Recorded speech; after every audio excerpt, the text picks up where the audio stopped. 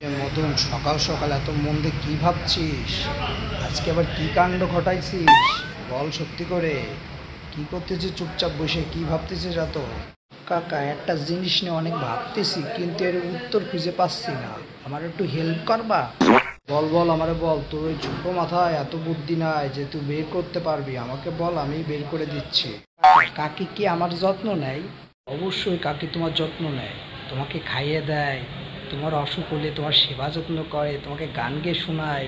আর দাদু ভাই? অবশ্যই দাদু ভাই তোমাকে সুন্দর সুন্দর গল্প শোনায়, তোমার জন্য সুন্দর সুন্দর চকলেট নিয়ে আসে, তোমার জন্য গিফট নিয়ে আসে। দাদুমণি আর ফুপি? ফুপি তোমার জন্য পাগল, ছুটি পেলেই তোমাকে দেখতে চলে আসে। আর রহিমার মা?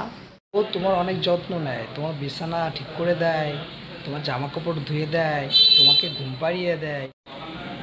ও, তাহলে তো কাকি ঠিক কথাই বলেছে, এ বাসায় তুমি একমাত্র কাজের না। আরে ফাটা, এই করতেছিলি বসে বসে এত সময় না?